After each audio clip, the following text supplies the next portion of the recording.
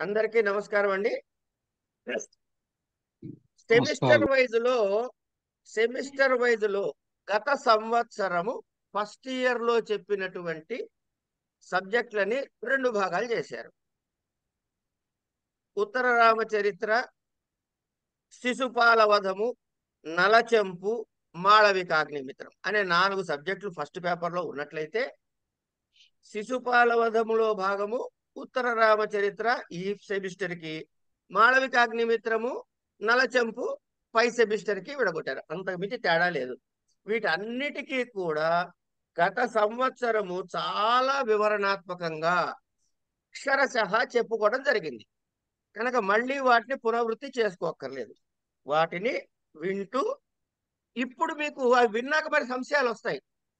అందుకని ఆ సంశయ నివృత్తి కోసమని మనం ఇప్పుడు మళ్ళీ చెప్పుకుంటున్నాం.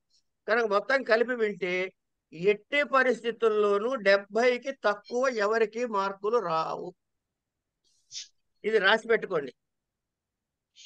దీనికి కారణం ఏంటంటే పరీక్ష దృష్టితో మనం చదువుకోవటం లేదు కనుక.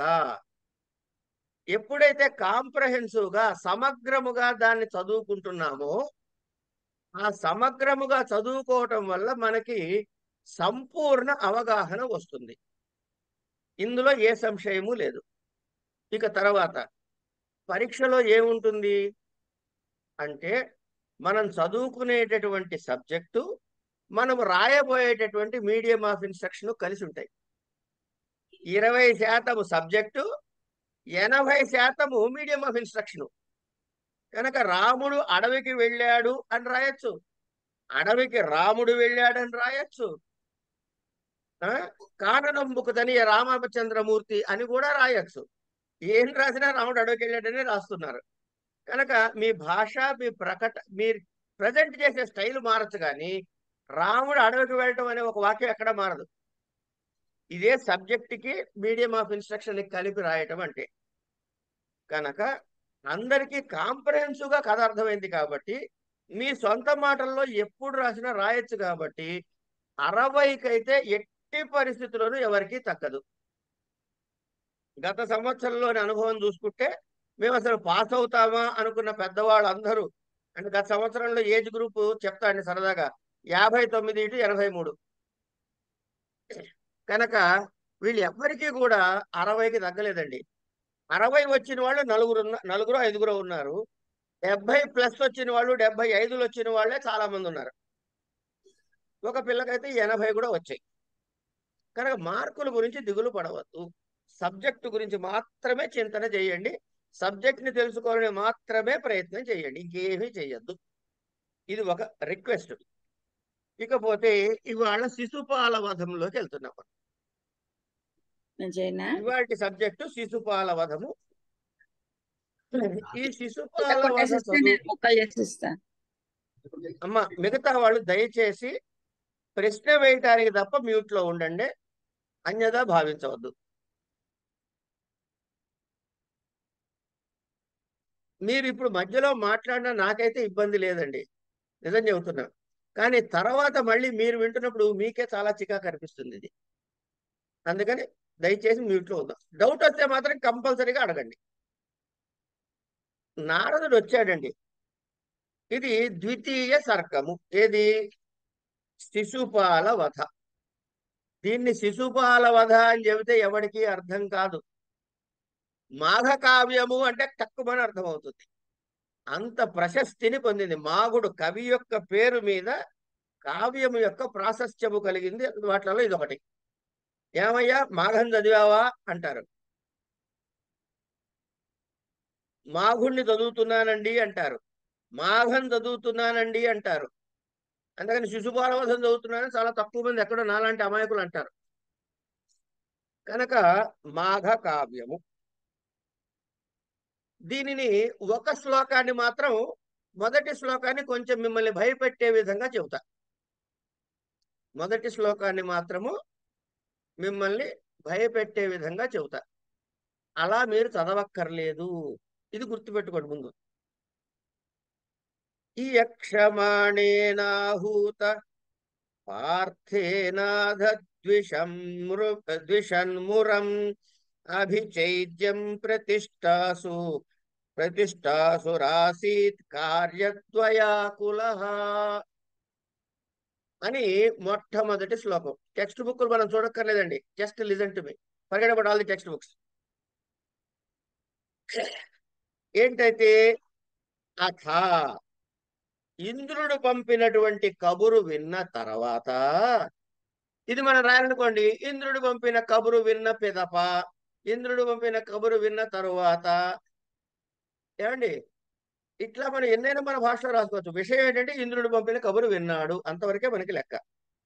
విన్నాక ఇయక్షమాణేనా అంటే రాజసూయ యాగము చేయాలి అనుకుంటున్నా, ఇయక్షమాణేన రాజసూయ యాగము చేయాలి అనుకుంటున్నా పార్థేన, ఎవరైనా ఒక్కళ్ళు అన్మ్యూట్ చేసి పార్థుడు అంటే ఎవరు చెప్పండి, ఎవరు చెప్పిన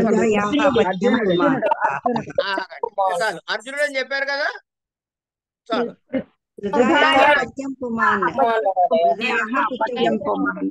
చాలు చాలు చాలు, అర్జునుడు. అక్కడ సందర్భాన్ని బట్టి తీసుకోవాలి. ఎందుకంటే పార్థుడు అంటే పృథ యొక్క కొడుకు. పృథ కొడుకు ఎవరయ్యా అంటే ధర్మరాజు కావచ్చు, ఇంకెవరు కావచ్చండి, భీముడు.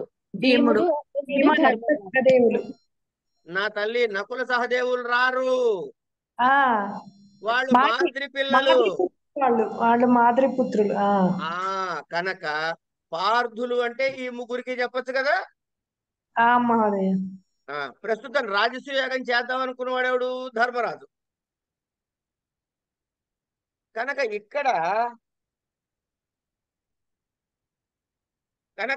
ఇక్కడ మనం ఎవరిని చెప్పుకోవాలి, పార్థుడు అంటే ధర్మరాజు అనే అర్థం చెప్పుకోవాలి. కనుక పార్థేన ధర్మరాజు చేత ఆహూత అంటే పిలవబడిన వాడైనటువంటి, ఆహూత పిలవబడినవాడు ఎవరు, కృష్ణుడు. అలాగే అభిచైద్యం అంటే శిశుపాలుని గురించి, ప్రతిష్టాసు అంటే యుద్ధము చెయ్యాలనేటటువంటి తలంచినటువంటి, మురం ద్విషన్ మురను చంపినటువంటి, మురాసురుని చంపినటువంటి, మురాంతకుడైనటువంటి, మురుని అంతమొందించినటువంటి, మురుని జయించినటువంటి, ఏవైనా తెలుగులో చెప్పుకోవచ్చు. ఇంగ్లీష్ లో రాస్తే దీనికి ఈక్వలెంట్ వర్డ్స్ రాస్తాం. శ్రీకృష్ణమూర్తి కార్యద్వయాకుల అంటే కార్యద్వయ, ఏమిటి రెండు కార్యాలు నేను ఇక్కడ, శిశుపాలుణ్ణి చంపాలనేటటువంటి దేవకార్యము, నారదుడు చెప్పాడు కదా దేవకార్యం ఇదయ్యా కృష్ణ పరమాత్మ అని. కనుక దేవకార్యం కోసమని శిశుపాలుణ్ణి చంపాలా, లేదా తన స్నేహితుడైనటువంటి ఆప్తుడైనటువంటి యుధిష్ఠిరుడి యొక్క రాజసూయోగానికి వెళ్ళాలా, ఏది ముందు చేయాలి నేను అనే రెండు డౌట్లు వచ్చేయడానికి. ఈ రెండిటి వెనక ఏది వెళ్ళాలో తెలియక ఆకులహ అంటే ముందు వెనకలు తోచని వాడై ఉన్నాడు, ఆసీత్ ఉన్నాడు. ఇది ప్రతిపదార్థం అండి. ఇది ప్రతిపదార్థం అయిన తర్వాత పూర్వ పద్ధతిలో పెద్దలు ఇదే శ్లోకాన్ని ఎలా నేర్పించేవాళ్ళు కూడా చెబుతా. ఇది కూడా వినాలి, మనం తెలుసుకుని ఉండాలి. ఎందుకంటే పూర్వ పద్ధతిలో పండితులు ఎంత గ్రంథం అయినా సరే కంఠస్థమే వాళ్ళకి. నాలాంటి వాడికి రావు, నోటికి రావు. కానీ పెద్దవాళ్ళు పూర్వకాలం పండితులందరికీ అక్షరశః నోటికి వచ్చు. సరే అది చూద్దాం, అది కూడా చూద్దాం. ఇంతకీ ఈ శ్లోకానికి కన్సాలిడేటెడ్ తాత్పర్యం ఏమిటి అంటే, నారదుడు ఇంద్ర సందేశాన్ని చెప్పి వెళ్ళిన తర్వాత కృష్ణమూర్తికి ధర్మరాజు చేసే రాజసూయాగానికి పిలువబడ్డాడు కనుక ఇప్పుడు యజ్ఞానికి పోవడమా లేదా శిశుపాలుడి మీద దాడి చేయటమా అనే రెండు కార్యాల్లో దేనిని ముందు చెయ్యాలి అని నిశ్చయం తోచక సందేహము కలవాడయ్యాడు అని చెప్పారు. ఇక దీన్ని ఎట్లా చదివేవాళ్ళో చూడండి. ఇప్పుడు యష్టుమిచ్చన్ ఇయక్షమాణ, పైన చూడండి, ఇయక్షమాణేనాహుత పార్థేనాథద్విషం మురం అభిచైద్యం ప్రతిష్టాసురాసీత్ కార్యద్వయా కులః ద్వయాకులః. ఈ శ్లోకం చదివేటప్పుడు కూడా ఇంకొక చిన్న విషయాన్ని చెబుతా. అంటే మిమ్మల్ని కన్ఫ్యూజ్ చేసి భయపెట్టాలని నా తాత్పర్యం మాత్రం కాదండి. మనం గమనించుకోవాల్సిన విషయం గురించి చెబుతున్నా. ప్రతిష్టాసు రాసీత్ కార్యద్వయా కులః అన్నారు. మనము ఆసీత్ కార్యద్వయా కులః అని వినగొట్టామనుకోండి, కులము అంటే వేరే అర్థం వినపడుతుంది చెవుకి. కనుక మనం ఎట్లా చదవాలి ఇది? ఆసీత్ కార్యద్వయా కులః. ద్వయా అని చెప్పి ఆ ద్వయా దగ్గర కొంచెం పైకి లాగి చదివాం అనుకోండి, మన చెవులకి ఆకులహ అనే శబ్దం స్ఫురిస్తుంది. కనుక చదివేటప్పుడు కూడా ఆ పదము యొక్క అర్థాన్ని చదువుతున్నప్పుడే స్ఫురించేలాగా స్వరాన్ని పైకి గాని కిందకి గాని చేస్తూ చదవాలి. ఇది అలవాటు చేసుకోవాలి. వీటిని వైదికంగా చెప్పాలంటే ఉదాత్త అనుదాత్త స్వరితములు అంటారు. ఇప్పుడు నిన్న ఒక జోక్ ఎవరో పంపించారండి. నిన్న ఒక జోక్ పంపించారు. ఏంటంటే ఆ జోకు, ఆయన రాజకీయ నాయకుడు సెక్రటరీని అడుగుతున్నాడు. తన సెక్రటరీని రాజకీయ నాయకుడు అడుగుతున్నాడు. ఏమని? ఎందుకు ఏ కాలనీ పేరు అడగడానికి పిలిచారు ఆయన? ఎందుకు చెప్తారేమండి వంట చేస్తారు. సూర్యకుమార్ గారు మ్యూట్ చేసుకోండి అమ్మా. రాజకీయ నాయకుడు తన యొక్క సెక్రటరీని అడుగుతున్నాడు. ఏమని? 7ంటికి కదా ఎలక్షన్ రిజల్ట్స్ వస్తాయి, ఆ ఎలక్షన్ రిజల్ట్స్ 7ంటికి కదా వస్తాయి, ఏమైంది అని అడుగుతాడు. అడిగితే ఆయన ఏం చెబుతాడు అంటే,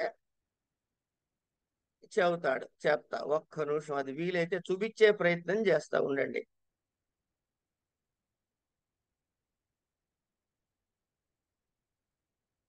ఇది టైం వేస్ట్ కాదండి, ఇవన్నీ మనకి పాఠమే. దయచేసి ఇవి టైం వేస్ట్ అనుకోకండి. ఏడవటానికి ఇంకా టైం ఉందని అదే వస్తున్న బొమ్మ మీకు తెలిసిపోయింది, కానీ కొంతమందికి తెలియదు కాబట్టి అని చెప్పి తాపత్రయం.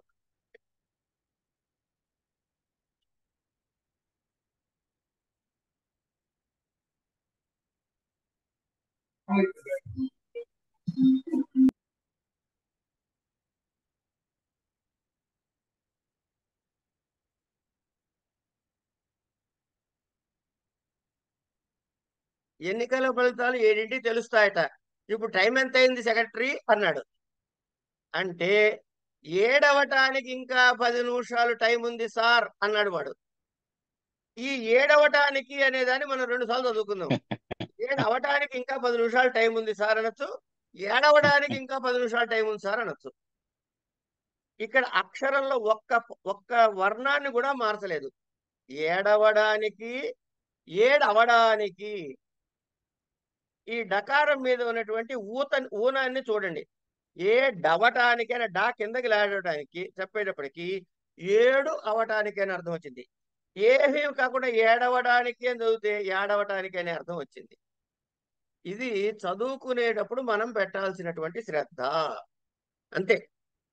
సరే, అది వదిలేస్తే దీని ఇంతకు ముందు వాళ్ళకి ఎట్లా చెప్పేవాళ్ళు? ఈ యక్షమాణేన శ్లోకంలోని మొదటి పదము ఎష్టుమిచ్చన్ ఈ యక్షమాణ అంటే మనకి ఇది చెబుతున్నప్పుడే, ఇప్పుడు చదువుకోబోయే పోర్షన్ చెప్తున్నప్పుడే గ్రామర్ వ్యాకరణం చెప్పేవాళ్ళు, శబ్ద స్వరూపం చెప్పేవాళ్ళు, దాని వినియోగాలు చెప్పేవాళ్ళు. ఇవన్నీ వస్తాయి చూడండి, ఒకసారి గమనించండి జాగ్రత్తగా. ఎష్టుమిచ్చన్ ఈ యక్షమాణ, యక్షుమిచ్చన్ ఈ యక్షమాణ, తేన ఈ యక్షమాణేన, యక్షమాణేన యక్షమాణాభ్యాం యక్షమాణై అని మళ్ళీ 3 రూపాలు చెప్పారు. అంటే ఏకవచనము, ద్వివచనము, బహువచనము రూపాలు 3 కూడా దేనిలో? తేన ఈ యక్షమాణేన. ఈ యక్షమాణేన అనేటటువంటి తృతీయ విభక్తి రూపానికి ఏ శబ్దానికి? ఇయక్షమాణ అనే శబ్దానికి. ఇయక్షమాణ అనే శబ్దానికి 3 రూపాలు ఏమిటి అంటే, దీనిలో తృతీయ విభక్తిలో ఇయక్షమాణేన, ఇయక్షమాణాభ్యాం, ఇయక్షమాణై అని చెప్పాలి. ఇయక్షమాణ శబ్దం ఇంతకీ ఏమిటది అంటే, ఇయక్షమాణ శబ్ద అకారాంత పుంలింగ తృతీయ ఏకవచనం. మొట్టమొదటి ఆ శ్లోకంలో ఉన్న 32 అక్షరాల్లోని మొదటి పదానికి అర్థం చెప్పాడు. ఇప్పుడు తర్వాత ఏమన్నాడు? ఆహూత, ఆహూత, ఆహూత, ఆహూతౌ, ఆహూతా. ఆహూత శబ్ద కారాంత పుంలింగ ప్రథమై ఏకవచన శబ్ద. తర్వాత ఏమన్నాడు? పార్థే, పార్థేన, పార్థేనాథ కాదు, పార్థేనాథ అంటే పార్థుని చేత ప్రస్తుతము. పార్థేన పృథయా అపత్యం పుమాన్ పార్థ అంటే పృథ అనే శబ్దమునకు తద్ధిత ప్రత్యయము చేరుస్తే పార్థ అనే రూపము సిద్ధించినది. పృథయ, పృథయ పత్యం, అపత్యం అంటే సంతానము అని. పత్యము అంటే స్త్రీ సంతానానికి పుం సంతానానికి కూడా చెప్పచ్చు, అపత్యం అంటారు. అందుకనే పక్కనే ఏమన్నాడు? పుమాన్, మగ పిల్లవాడు. హృదయ అపత్యం పుమాన్ పార్థ తేన వాడి చేత, పార్థేన. మరి మీకు 3 రూపాలు ఏమిటి? పార్థేన, పార్థాభ్యాం, పార్థై. ఈ పార్థ శబ్దం ఎట్లాంటిదిట? పార్థ శబ్ద అకారాంత పుంలింగ తృతీయ ఏకవచనము. దాని తర్వాత ఉన్న పదం ఏమిటి? ఇయక్షమాణేనాహుత పార్థేన అథ. అథ శబ్దాన్ని చెబుతున్నాడు. అథ అవ్యయ, అవ్యయము అయిపోయింది. తర్వాత ద్విషన్మురం, ద్విషన్మురం, ద్వేష్టీతి ద్విషన్, ద్విషన్ ద్విషంతౌ ద్విషంతః. ద్విషశబ్దః తకారాంత పుంలింగ ప్రథమ ఏకవచనం అని చెప్పేశాడు. అయిన తర్వాత మురం, మురం మురౌ మురాన్. ముర శబ్ద అకారాంత పుంలింగ ద్వితీయ ఏకవచనం. మురం మురౌ మురాన్ అకారాంత పుంలింగ ద్వితీయ ఏకవచనం. తర్వాత చైత్యం అభి, అభిచైత్యం, చైత్యం అభి, అభిచైత్యం. ఇది అయిన తర్వాత అవ్యయీభావం, ఇది అవ్యయీభావ సమాసము అని చెబుతున్నాడు. తర్వాత అభిచైత్యం అన్నది అవ్యయం కూడా కనుక అవ్యయీభావ అవ్యయం అభిచైత్యం. ప్రస్తాతుమిచ్చుః, ప్రస్తాతుమిచ్చుః ప్రతిష్టాసు ఇచ్చుః, ప్రతిష్టాసు, ప్రతిష్టాసుః, ప్రతిష్టాసూ, ప్రతిష్టాసవః. ప్రతిష్టాసు శబ్ద ఉకారాంత పుంలింగ ప్రథమ ఏకవచన. ఆసీత్, ఆసీత్ అంటే చెప్పాలి? ఆసీత్, ఆస్తాం, ఆసన్. అసభువి ఇది ధాతు, అసభువి ఇది ఇత్యస్మాత్ అకర్మక ధాతోః కర్తరి భూతే లంగ్ పరస్మైపది ప్రథమ పురుష ఏకవచనము. ఇలా ఆ ధాతు ఆ క్రియాపదం యొక్క వివరాన్ని కూడా మనకి చెప్పాడు. చెప్పిన తర్వాత భూతకాలములో లంగులో పరస్మైపదిలో ఇది అకర్మక ధాతువు అనే ఆ ధాతు యొక్క అసభువి అనేటటువంటి ఆ ధాతు యొక్క వ్యుత్పత్తి ఇవి చెప్పి కార్యయోహో ద్వయం కార్యద్వయం, కార్యద్వయేన ఆకులః, కార్యద్వయాకులః. ఈ కార్యద్వయాకులః అనే మాట ఎట్లా ఏర్పడింది? కార్యయోః ద్వయం కార్యద్వయం, కార్యద్వయేన ఆకులః కార్యద్వయాకులః, కార్యద్వయాకులః కార్యద్వయాకులౌ కార్యద్వయాకులాహ అని కార్యకులాద్వయ అన్నది ఏంటి? ఆకుల అన్నది ఏంటి అంటే ఉకారాంత పుంలింగ ప్రథమ ఏకవచనము. అథ అస్మిన్, ఇక తర్వాత మళ్ళీ దానికి క్లారిఫికేషన్ చూడండి. తర్వాత అథ అస్మిన్ సర్గే మంత్రవర్ణాయ బీజమవాపతి ఇయక్షమాణయనేతి అథ ఇంద్ర సందేశ శ్రవణానంతరం ఇయక్షమాణేన ఎష్టు విచ్చత యజతే సన్నంత సన్నంత లట్ శానచ్ ఆదేశ. ఈ ఇయక్షమాణ అనే శబ్దం యొక్క వ్యుత్పత్తి అట చెప్తున్నారు. ఏమని చెప్పాడు? ఇయక్షమాణేన ఎష్టుమిచ్చత, యజతే అనేటటువంటి ధాతువు నుంచి సన్నంతము చేసి దానికి లకారము చేసి శానచ్ శానచ్ ఆదేశముగా తీసుకువస్తే ఇయక్షమాణ అనే రూపము సిద్ధించినది అని మరొక వ్యాకరణ విశేషం. తర్వాత పార్థేన పృథాపుత్రేణ, ఎవరు? యుధిష్ఠిరేణ. యుధిష్ఠిరేణ అంటే మరి ఎట్లా వచ్చింది? పార్థేన అని ఎట్లా అయ్యాడు వీడు అంటే తస్యేదం ఇత్యన్ అన్నాడు. అంటే వారికి సంబంధించినది అని చెప్పేటప్పుడు అను ప్రత్యయం వస్తుందయ్యా, వ్యాకరణ విశేషం. ఇది తద్ధిత ప్రత్యయము కనుక పృథయ అపత్యం పుమాన్ అన్నప్పుడు పృథ ప్లస్ అన్ వచ్చి పార్థ అని వస్తుంది. తృతీయ విభక్తి కాబట్టి పార్థేన అయ్యింది. అన్యథా స్త్రీభ్యోఢగితి స్యాత్. తతః అంటే ఏంటి? స్త్రీ ప్రత్యయం అయితే ఇప్పుడు ఇక్కడ ఏం చెప్పాడు మనకి? ఇక్కడ చూడండి, గమనించాల్సిన విషయం. మనకి శ్లోకంలో ఉన్నది పార్థేన అన్నది ధర్మరాజు గురించి చెప్పాడు కనుక తస్యేదం అనే దగ్గర పృథయ అపత్యం పుమాన్ కనుక చెప్పేది. అదే పృథయ అపత్యం స్త్రీ అన్నారనుకోండి, అప్పుడు అన్ను ప్రత్యయం రాకుండా స్త్రీభ్యో ఢక్ ఇది ఢస్యాత్ అన్నాడు. అనే ఢక్ అనే ప్రత్యయం వస్తుంది అని చెప్పాడు. అయిన తర్వాత తతః ఇక్కడ గమనించాల్సి ఏంటంటే వ్యాకరణంలో పాణిని సూత్రాల్ని మొదలెట్టి ఐవుండ్రులు దేవం ఐవచ్చి దగ్గర నుంచి మొదలెట్టి మిగతావన్నీ చెప్పుకుంటూ పోకుండా ఎక్కడ ఏ సందర్భంలో ఏ సూత్రము అన్వయించింది అనే విషయాన్ని కూడా చెబుతున్నట్టు అన్నమాట. అట్లా మనకి వ్యాకరణాన్ని ప్రాక్టికల్ గా అప్లికేషన్ ఆఫ్ నాలెడ్జ్ అంటారు దీన్ని, చెప్తున్నాడు. అయిన తర్వాత తతః పార్థేయేతి స్యాత్ ఆహూతః ఆకారికః ఆహ్వయతే కర్మణిక్తః అనేటటువంటి వ్యాకరణ సూత్రం చేత సంప్రసారణే దీర్ఘః అథ అభిచైద్యం శిశుపాలం ప్రతి. ఈ అభిచైద్యం అంటే ఎవరి గురించి చెప్తున్నారంటే శిశుపాలం ప్రతి, శిశుపాలుడు గురించి చెబుతున్నాడు. సుజాత గారు మ్యూట్ చేసుకోవాలమ్మా. కార్తిక్ గారు కూడా మ్యూట్ లో ఉంటే బెటర్.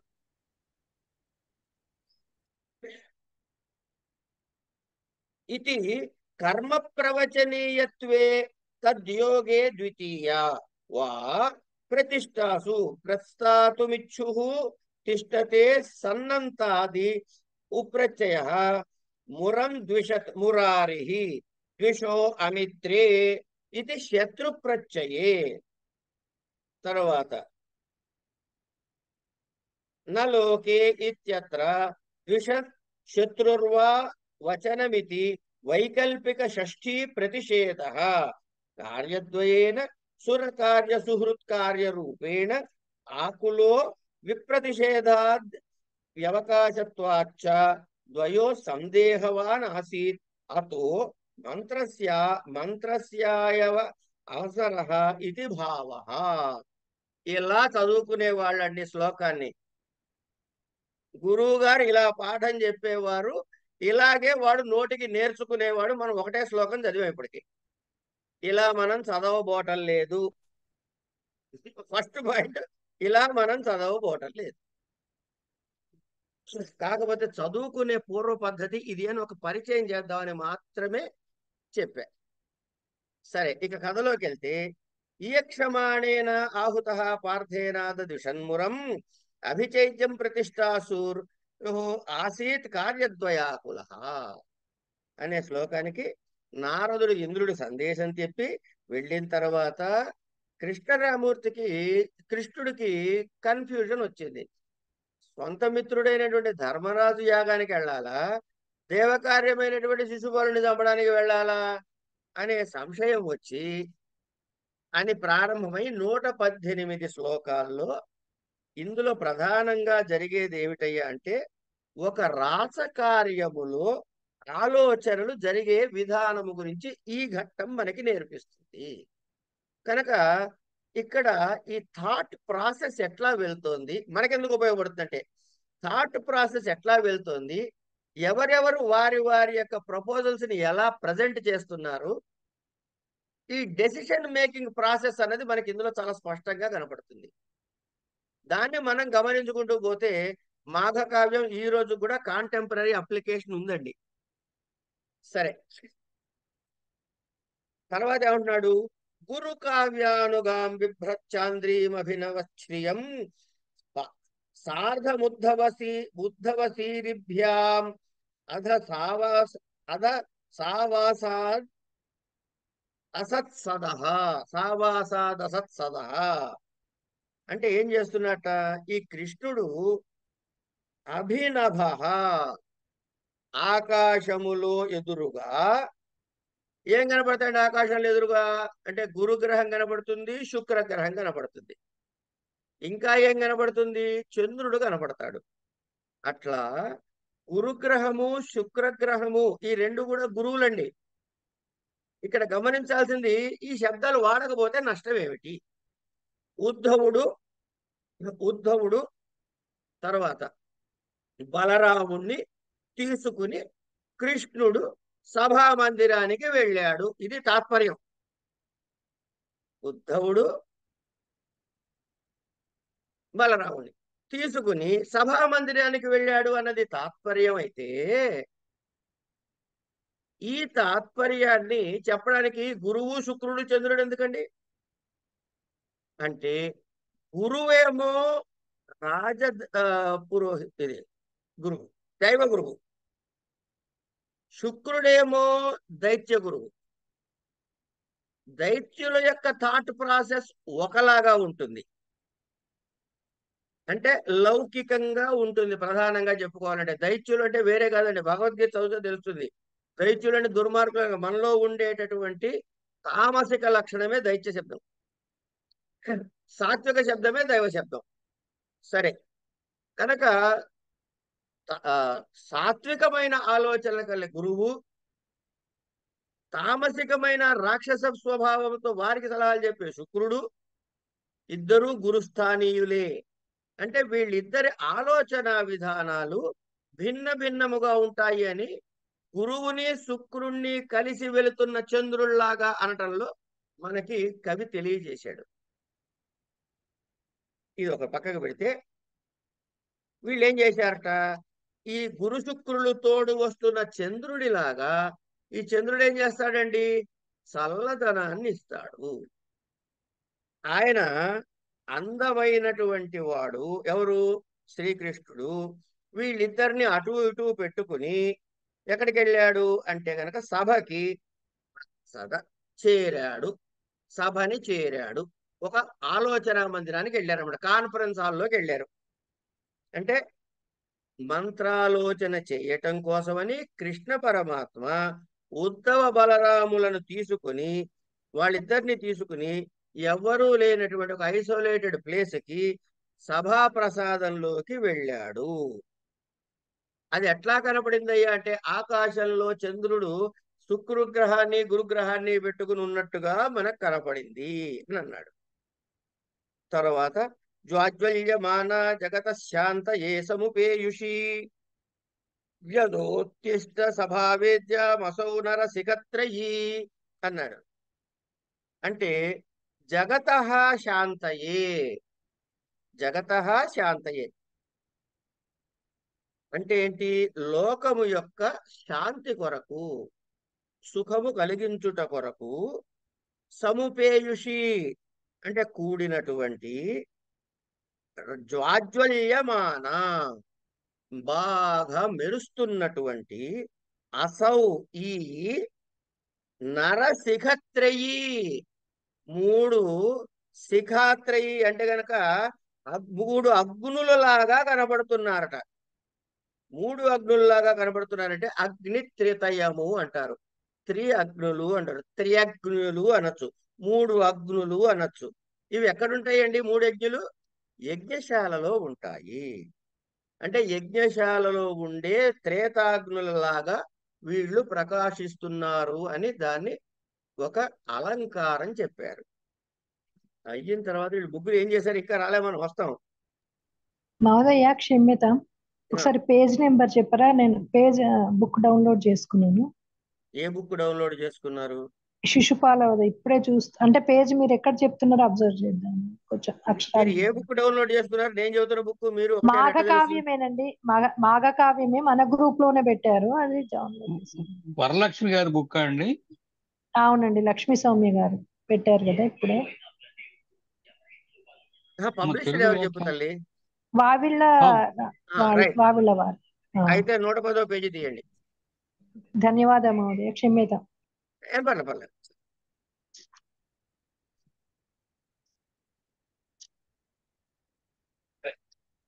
ఆ బుక్ డౌన్లోడెడ్ వర్షన్ ఉందా అండి? ఉందండి, పీడిఎఫ్ వ్యూయర్ ఉంది. ఉంటే గ్రూప్ లో పెట్టండి, మిగతా వాళ్ళకు కూడా ఉపయోగపడుతుంది. అదే ఎవరైనా నేనే వివరంగా చదువుకోదలుచుకుంటే వాళ్ళు కూడా చదువుతారు.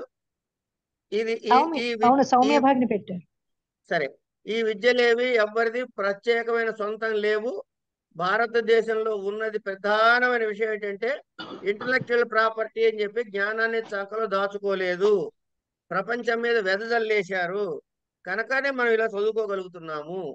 ఎవరైనా హాయిగా పుస్తకం దొరికితే డౌన్లోడ్ చేసుకోండి, హాయిగా చదువుకోండి. వివరంగా చదువుకుంటే పరమానందం కలుగుతుంది, భాష కూడా అభివృద్ధి అవుతుంది. సరే, రత్నస్తంభేషు సంక్రాంత ప్రతిమాస్తే చకాశిరే ఏకాకినోపి పరితః పౌరుషేయావృతా ఇవా అని 4వ శ్లోకాన్ని చెప్పారు. అంటే ఏం చెబుతున్నారు ఇక్కడ? రత్నస్తంభేషు, రత్నపుతో ఉన్నటువంటి స్తంభముల యందు సంక్రాంత ప్రతిమాహ అంటే ప్రతిఫలించేటటువంటి ఆకృతులు కలిగినటువంటి ఆ ఉద్ధవ బలరామకృష్ణులు ఏకాశినోపి ఎవరికి వారు తాము ఒక్కొక్కరైనప్పటికీ పరితః నలుచలగులను పౌరుషేయావృత ఇవ పురుష సమూహముతో కూడిన వారి వలె చకాశిరే వెలిగారు. ఏం లేదండి, ఇది ఒక వెర్బల్ పిక్చర్, అంటే శబ్ద చిత్రము. హాల్లోకి వెళ్ళారుగా, హాల్లోకి వెళ్ళంగానే ఏముంటాయి? ఆ సభా మందిరంలో మొత్తం స్తంభాలు ఉంటాయి. ఆ స్తంభాలు ఎలా ఉన్నాయి? రత్నములతో పొదిగినటువంటి స్తంభాలు. రత్నములు పొదిగిన స్తంభాల్లో రత్నంలో ఏదైనా ప్రతిఫలిస్తుంది. వీడు ఒక్కడే వెళుతున్నా ఇన్ని రత్నాల్లో ఇంతమంది వెళుతున్నట్టుగా, ఎంతో మంది అక్కడ కృష్ణులు ఉన్నట్టుగా, ఎంతో మంది బలరాములు ఉన్నట్టుగా, ఎంతో మంది ఉద్ధవులు ఉన్నట్టుగా కనపడుతోంది. అంతే. ఇక్కడ ఈ శ్లోకంలో మనకి ప్రత్యేకంగా దాని యొక్క ఆ వర్ణన తప్ప కథాభాగానికి పనికొచ్చేది లేదు. ఇది ఎందుకు చెబుతున్నానంటే రేపు పొద్దున ఈ మాట గుర్తు రాకపోయినా పరీక్షలో దిగులు లేదు, వచ్చిందా సంతోషం. కనుక ఇది రాసిన వాడికి అరమార్కు ఎక్కువ పడచ్చు, ఇది రాయని వాడికి అరమార్కు పడకపోవచ్చు. కానీ అందరూ వాళ్ళు సభా మందిరంలోకి వెళ్ళారని రాస్తే పడాల్సిన 5 మార్కులు అందరికీ పడతాయి. సరే, ఇలా వారు ఒక్కొక్కళ్ళు కూర్చున్న ఈ రత్న స్తంభాలలో అందరూ అనేకమైన రూపాల్లో ప్రతిబింబిస్తున్నారు. అధ్యాసామాన సురత్తురంగ హేమపీఠాని యాన్యమీ తైరూహే కేసరి క్రాంత త్రికూట శిఖరోపమా. అదండి అమీ. ఎవరు ఈ వీళ్ళు? అమీ అంటే ఈ ముగ్గురు. ఎవరు ఈ ముగ్గురు? ఉద్ధవుడు, బలరామకృష్ణులు. యాని ఉత్తుంగ హేమపీఠాని, ఏ ఉన్నతమైన బంగారు సింహాసాలను అధిష్ఠించారో అలా అలా అలంకరించిన వాళ్ళు సింహముల చేత ఎక్కబడినటువంటి త్రికూట పర్వతము యొక్క శిఖరాగ్రంలాగా కనపడుతోంది అన్నాడు. త్రికూట పర్వతము అన్నదాని రెఫరెన్స్ మనకి ఎక్కడ వస్తుందంటే గజేంద్ర మోక్షంలో వస్తుంది. పోతన రాసినటువంటి అదే భాగవతంలో వస్తుంది. ఈ త్రికూట పర్వత వివరణ ఏమన్నా పోతన గారు ఇంకా విస్తారంగా ఇచ్చారు. ఆ త్రికూట పర్వతాన్ని సింహాలు ఆక్యుపై చేసేట. అంటే ఈ సింహాసనం ఏమన్నా ఒక్కొక్క త్రికూట మూడు కూటాల్లో నుండి ఒక కూటం అయితే దాని మీద ఒక సింహం ఉందంటే అది కృష్ణుడో ఉద్ధవుడో బలరాముడో అని. ఇలా ఉన్నారయ్యా, ఆ సింహాసనాలు ఎక్కి కూర్చుంటే వాళ్ళు చాలా గొప్పగా కనపడుతున్నారయ్యా అన్నారు. అప్పుడు వెళ్ళిన తర్వాత కృష్ణుడు అడుగుతున్నాడు, ముందు ప్రశ్న వేయాలిగా. ఇంతకీ ఇక్కడ ఇంకోటి గమనించాలి మనం. గురుద్వయాయ గురుణోరుభయోరథ కార్యయోహో హరి హరిర్విప్రతిషేధం ఆచక్షే విచక్షణ. ఈ ముగ్గురు కూర్చున్న తర్వాత ఏం చేస్తున్నట్ట కృష్ణస్వామి అడుగుతున్నాడు. ఏమని? మనకి ప్రకృతంలో శిశుపాల సంహారానికి వెళ్దామా, ధర్మరాజు చేసే రాజసూయానికి వెళ్దామా అని సందిగ్ధంగా ఉందయ్యా. అంచేత తనకి పినతండ్రి వరుస అవుతాడు ఉద్ధవుడు. ఆయన్ని అడిగి ఆయన్ని అన్నగారైనటువంటి బలరాముణ్ణి అడుగుతున్నాడు. ఏం చేద్దాం, ఎక్కడికి వెళ్దాం అని అడిగాడు. ఇక్కడ ఒక చిన్న బ్రేక్ వేసుకుంటే మనం ఇక డెసిషన్ చెయ్యాల్సిన వాడెవడు? నిర్ణయం ఫైనల్ గా డెసిషన్ మేకర్ కృష్ణుడే. కానీ ఆయన ఇప్పుడు మన యుద్ధానికి పోదాంపా అంటే వీళ్ళిద్దరూ మాట్లాడకుండా వచ్చేవాళ్లే. లేదు మనం రాజసూయాగానే పోదాంపా అంటే కూడా వచ్చేవాళ్లే. అంటే కృష్ణుడు నిర్ణయం చేసే అధికారం ఉన్నవాడే. కానీ ఆ నిర్ణయాన్ని తీసుకునే ముందు మిగతా వాళ్లతో సంప్రదింపులు చేస్తున్నాడు. అంటే ఎవరెవరి అభిప్రాయాలు ఏ ఉన్నాయో తెలుసుకుంటే, అందులో మంచి చెడులు విశ్లేషించుకుంటే తను తీసుకున్న నిర్ణయమే నిర్ణయం కావచ్చు, లేదా నిర్ణయం మార్చుకునేందుకు ఉండేటటువంటి యాటిట్యూడ్గా ఉన్నది అని మనం తెలుసుకోవచ్చు. కనుక consultation is a important task అన్నట్టుగా ఇది ఈ కథాభాగం అని చెబుతున్నారు. ఎందుకు ఈ కథాభాగం దేనికోసంట అంటే రాజకార్య ఆలోచనని చెప్పబోతున్నాడు అని మనకి అవతారికలో చెప్పారు. కనుక రాజకార్యం అంటే ఎనీ అఫీషియల్ వర్క్. ఇప్పుడు మరి ఏ కాంటెక్స్ట్ లో ఈ శ్లోకం పనికిరాదు అంటే అన్ని కాంటెక్స్ట్లలోనూ పనికొస్తుంది. కనుక తర్వాత జ్యోతితాం తస్సభై కుంద కుట్మలాగ్రదత స్మితై స్నపితే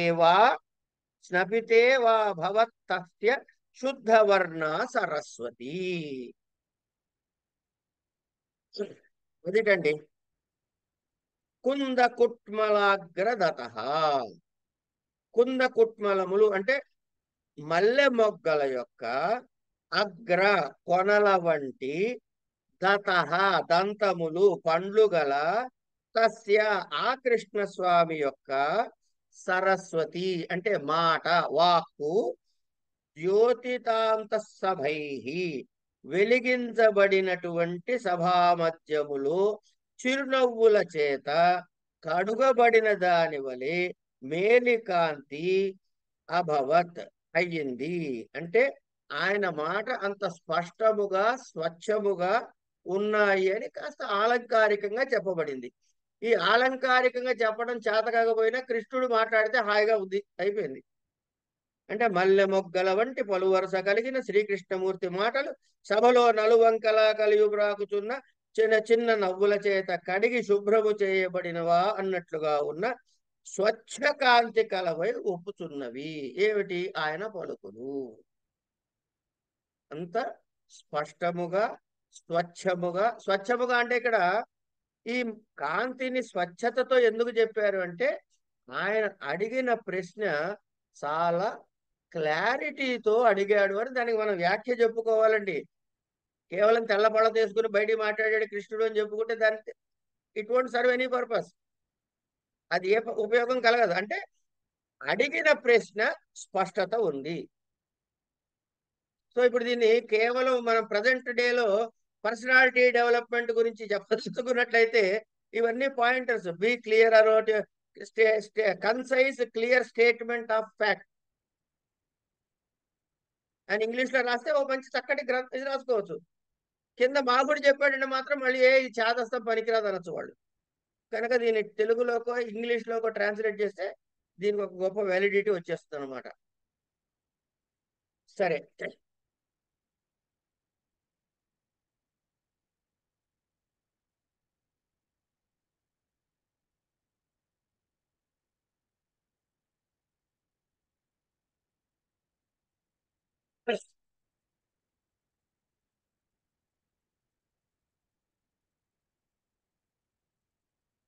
ఇక భవద్ గిరా అవసర ప్రధానాయ భవత్ గిరాం అవసర ప్రధానాయ వచాంసి నః పూర్వరంగ ప్రసంగాయ నాటకీయస్య వస్తునః. అయ్యా, మీరు మీ మాటలకి కేవలం కాంటెక్స్ట్ కల్పించటం కోసం మాత్రమే నేను మొదట మాట్లాడుతున్నానే కానీ నా ప్రజ్ఞ వెల్లడించడానికి కాదండి. అంటే నాటకం ఆడటానికి ముందు నాంది ప్రస్తావన ఉంటుంది చూసారా, అలా అన్నమాట. కేవలం మనం ఏ విషయం మీద, ఏ ఇతివృత్తం మీద మనం ప్రస్తుతం మాట్లాడుకోదలుచుకున్నామో అది తెలపటం వరకు మాత్రమే నా తాత్పర్యం గాని నా మాటలతో సిద్ధాంతము తేలదు అన్నాడు. ఈ సిద్ధాంతం తేలటం ఏమిటండి అంటే, ఒక వాదములో ఇక్కడ చూడండి, మళ్ళీ ఎక్కడికి వెళ్తున్నాం, మళ్ళీ సిద్ధాంతము తేలదు అనే చెప్పడం ద్వారా వాదము అంటే అర్థం ఏంటంటే మాటలతో కొట్లాడుకోవటము అన్నది కాదు. ఇవాళ మనకి తెలుగు భాషలో వాదం చేస్తున్నాడు అంటే వాడు మాటలతో మనతోటి గొడవకి దిగుతున్నాడు అనేటటువంటి పిచ్చి అర్థాన్ని చెప్పుకోవటం తటస్థిస్తుంది. వాదము అంటే ఒక విషయము మీద ఇరుపక్షాల వారు దానిని వారి అభిప్రాయాన్ని సమర్థించుకుంటూ నిజమును నిగ్గు తేల్చటానికి, టు ఫైండ్ ద ట్రూత్, తేల్చటానికి తమ తమ అభిప్రాయాలని ప్రస్తావన చేయటాన్ని వాదము అంటారు. కనుక వాదము, జల్పము, చలము ఇవన్నీ ఉన్నాయి. ఇవి మనకి తర్కంలో వస్తాయి, న్యాయశాస్త్రంలో వస్తాయి. మీరు తర్క భాష అనే ఒక గ్రంథాన్ని చదువుకుంటారు, అప్పుడు ఈ మాటలన్నీ మళ్ళీ చెప్పుకుందాం. చలము అన్నాడు అనుకోండి, చలము అంటే ఒక పదమును ప్రయోగిస్తే దానికి ఉన్న ఇతర అర్థాన్ని తీసుకుని వాడు అవతలవాడు మాట్లాడటం. నవపద్మం అన్నాడు అనుకోండి, కొత్తగా పూసిన పద్మం అని చెప్పాలా, 9 పద్మాలు అని చెప్పాలా? నవశబ్దానికి 2 అర్థాలు ఉన్నాయి. కనుక ఒకడు కొత్త అనే అర్థం చెబితే అవతలాడు నవశబ్దం ఇక్కడ 9 పద్మాలు ఎక్కడ ఉన్నాయి, లేవు, ఒకటే ఉంది అని అంటే వాడు మాట్లాడింది తప్పు కాదు. ఎందుకు? నవశబ్దానికి 9 అనే అర్థం ఉంది కాబట్టి. దీన్ని చలము అంటారు. నీకు చెప్పేందుకు పాయింట్ లేకపోయినా అవతల వాడి మీద పడిపోయి ఏడుస్తూ వాడి పాయింట్ తప్పు తప్పు అని కొట్లాడతామే, దీనిని వితండము అన్నారు. ఇట్లా జల్పము, వితండము, చలము, నిగ్రహస్థానము, ఇట్లా అనేకమైనటువంటివి వాదములో చెప్పే ఉన్నాయి. ఈ వాదము అనే పదానికి అర్థం, స్పెసిఫిక్ మీనింగ్ ఏంటంటే నిజమును నిగ్గు తేల్చేందుకు చేసేటటువంటి తమ తమ ప్రస్తావనలు. ఇది సరే. ఒక మాట చెబుతాడు ఈయన, చెప్పిన దానికి అవతల వాడు అది ఎందుకు తప్పు అని చెప్పి ఆయన అభిప్రాయాన్ని ఆయన చెబుతాడు. కనుక దాన్ని ఏమంటారు, ముందు వీడు చెప్పిన వాడిని ఏమన్నా పూర్వపక్షం చేశాడంటాడు. ఇలా చేసిన తర్వాత ఫైనల్ గా ఒక రిజల్ట్కి వస్తారు. ఆ రిజల్ట్ ని సిద్ధాంతము అంటారు. ఇక్కడ విషయం ఏంటంటే ఈ సిద్ధాంతాన్ని ఆర్గ్యూ చేసిన ఇరుపక్షాలు ఒప్పుకుంటాయి. ఇరుపక్షాల వాళ్ళు ఎస్ ఇది ఫైనల్ అని డిసైడ్ చేస్తారు. దీన్ని సిద్ధాంతము అంటారు. కనుక నేను మాట్లాడింది సిద్ధాంతం కాదయ్యా అని కృష్ణుడు అన్నాడంటే మనం రాజసూయానికి వెళ్దామా, శిశుపాలుని చంపడానికి వెళ్దామా అని అన్నప్పుడు మొదట అన్నది నిర్ణయమా, రెండో అన్నది నిర్ణయమా, ఇట్లాంటివి ఏం పెట్టుకోవద్దు, మీ అభిప్రాయాలు చెప్పండి అయ్యా అని అడుగుతున్నాడు. ఇట్లా ఆయన అడిగిన తర్వాత ఇందులో ఏముంది అని అంటే ప్రతి వస్తువు ఉపమాలంకారం ఉన్నది అని కూడా అంటాడు. ఇవన్నీ ఇంత వివరంగా మనం చదవక్కర్లేదండి మన పరీక్షకి. ఎవరైనా ఇంట్రెస్ట్ ఉన్నవాళ్ళు, కోరిక ఉన్నవాళ్ళు ఈ 108, 18 శ్లోకాల్ని టేబుల్ 1, 2, 3, 4 రాసుకుని అందులో అలంకారాలు రాసుకున్నారంటే అది మీ గొప్పతనం. మీరు మీరు చదువుకోవటానికి విశేష పరిజ్ఞానం సంపాదించడానికే తప్ప పరీక్ష నిమిత్తం అయితే అక్కర్లేదు. అయిన తర్వాత అని ముందు ఆయన ఉద్దేశాన్ని చెబుతున్నాడు. ప్రీలోకి ఏం చెప్పాడు? నేను ఓపెనింగ్ రిమార్క్స్ ఎందుకు ఇస్తున్నానంటే మన కాంటెక్స్ట్ చెప్పడం కోసం మాత్రమే. Don't take it as my version, నా ఉద్దేశంగా తీసుకోవద్దు, ఇది ఫైనల్ అనుకోవద్దు, మీ అభిప్రాయాలు మీరు చెప్పండి అని. కరదీకృత భూపాలో భ్రాతృభిర్జత్వదైర్దిశాం వినాప్యస్మదలం భూష్ణ రిజ్యాయై తపసస్సుతః.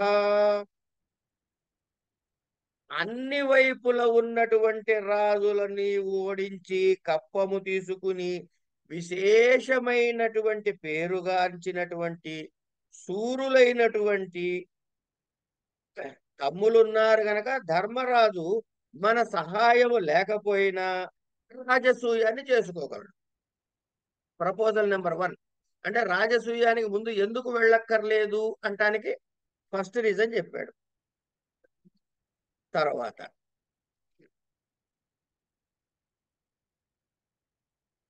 పోనీ యజ్ఞం ముగిసిన తర్వాత అని చెప్పి ఇక్కడ చెప్పి, అంటే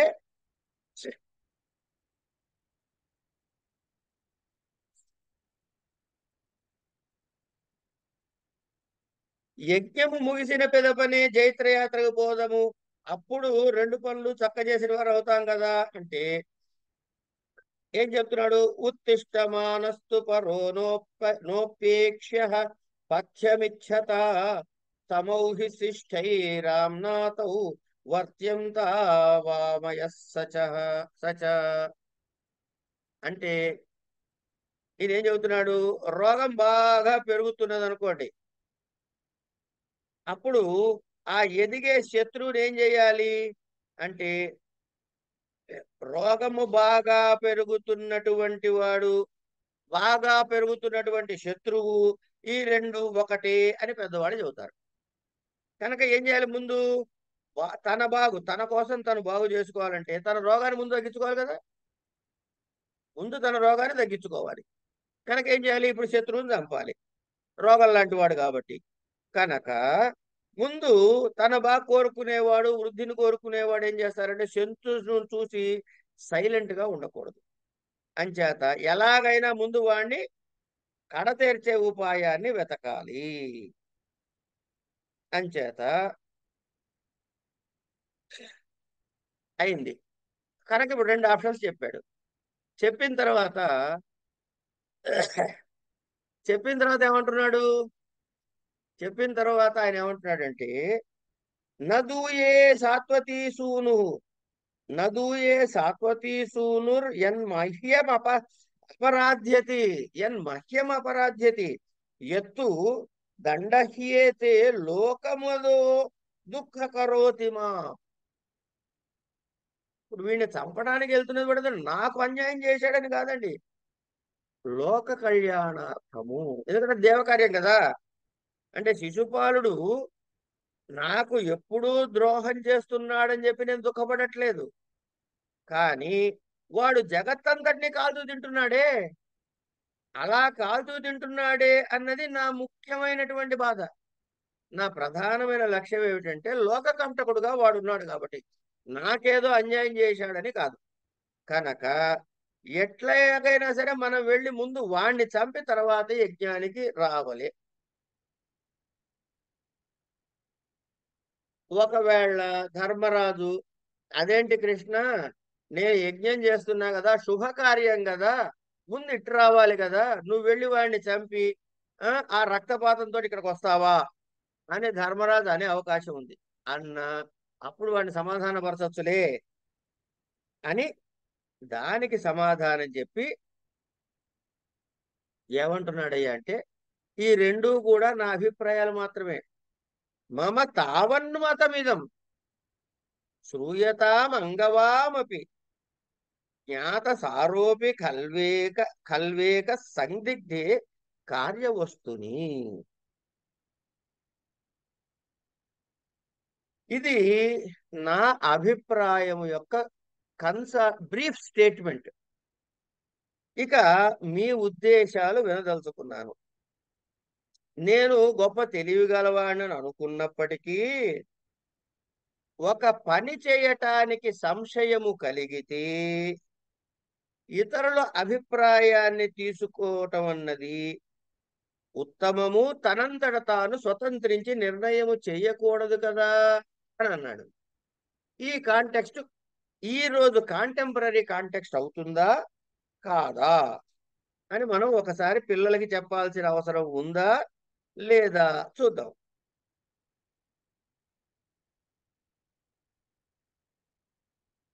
ఇక్కడ కృష్ణుడు అనవసరమైన మాటలు చెప్పలేదు. తర్వాత ఏం చేస్తాడు? ఇక్కడికి ఏమని చెప్పాడంటే యావద్ అర్ధపదాం వాచమేవ ఏవమాదాయ మాధవః విరరామ మహీయాంసః ప్రకృత్యా మితభాషిణః. ప్రకృత్యా మితభాషిణః. ప్రకృతి అంటే సహజమైన లక్షణముగా. మితభాషిణః ఎవరు? మహీయాంసః గొప్పవారైన వాళ్ళు అనవసరమైన సొల్లు చెప్పరు. మితభాషుడు ఎంత కావాలో అంతే మాట్లాడతారు, అధిక ప్రసంగం చెయ్యరు అని కృష్ణస్వామి తను చెప్పిన ప్రతి అక్షరానికి అర్ధ గౌరవము అంటే భాషలో చెప్పిన ప్రతి ఒక్క పదము అక్షరము కూడా మీనింగ్ఫుల్ గా, అర్ధ గౌరవం మీనింగ్ఫుల్ గా క్లుప్తముగా చెప్పాడు, చెప్పి ముగించాడు అన్నారు. ఇక్కడికి ఆపేసుకుందామండి. తర్వాత ఏం చేస్తాడు? ఇప్పుడు ఎవరెవరిని అడిగాడు అన్నది ప్రశ్న. బలరాముడు ఉద్ధవుడే కదండి ఉన్నది, ఇక వాళ్ళే అడుగుతాడు అని మీరు అన్నారు. అయితే ఇంతకీ బలరాముణ్ణే ఎందుకు అడిగాడు, ఉద్ధవుణ్ణే ఎందుకు అడిగాడు? బలరాముణ్ణే ఎందుకు అడిగాడు, ఉద్ధవుణ్ణే ఎందుకు అడిగాడు అని చెప్పాలిగా మనకి. కనుక కృష్ణుడు ఏం చేస్తాడంటే బలరాముడి యొక్క గుణగణ విశేషాలని తర్వాత ప్రశంస చేయటం ప్రారంభం చేస్తాడు. చేసి ఇదిగో ఇది నీ క్వాలిటీ, ఇది నీ యొక్క, నిన్ను అడగటంలో కారణం ఏంటంటే I look at these points అని అంటామే అదన్నమాట. బలరాముడు ఫలానా ఫలానా ఫలానా అని చెబుతాడు. ఈ ఆస్పెక్ట్స్ లో మాట్లాడతాడు కృష్ణుడు తర్వాత శ్లోకాల్లో. ఇక్కడికి ఇది ఆపేసుకుందాం. అయితే ఇది ఆల్రెడీ ఇంతకన్నా బాగా వివరంగా రంగాచార్యుల గురువు గారు పాఠం చెప్పేశారు. అది మీకు ఇందాక చూపించినటువంటి ప్లేలిస్ట్ లో ఉంది. అయితే ఈ మాఘ కావ్యంలో ఈ ఘట్టాన్ని నేను చదువుకుందామనే ఒక కోరికతో నాకున్నటువంటి సహజమైన లక్షణం బద్ధకంతో చదవలేనాడు. కనుక మీకు చెబుతున్న మిషతో 118 శ్లోకాలు వివరంగా చెబుదామనే ప్రయత్నం చేస్తున్నా. ఇలా చెప్పుకుందామా లేకపోతే కన్సాలిడేటెడ్ గా చెప్పేసుకుని పూర్తి చేద్దామని నాకు అభ్యంతరం లేదు. ఇలాగే చెప్పుకుందాం సార్. అమ్మా ఇలాగే చెప్పుకుందాం గురువు, ఇలాగే చెప్పుకుందాం. అమ్మా థ్యాంక్స్ తల్లి. ఇట్లాగే ఇలాగే ఎందుకంటే చెప్పుకుందాం సార్. చెప్పుకుందాం సార్, చాలా బాగుంది. చాలా బాగుంది సార్, చెప్పుకుందాం సార్. బాగుంది. రైట్, ఒక 2-3 క్లాసులు పడితే పట్టచ్చు కాక చెప్పుకుందాం అండి, మొత్తం వివరంగానే చెప్పుకుందాం. కానీ ఇది గురువుగారు పిటిజీవి రంగాచార్య గారు చెప్పిన ప్లేలిస్ట్ లో కిందకే పెడతా కానీ వేరే ప్లేలిస్ట్ చేయండి దీన్ని. ఓకే అలాగేనండి. Okay sir. రైట్.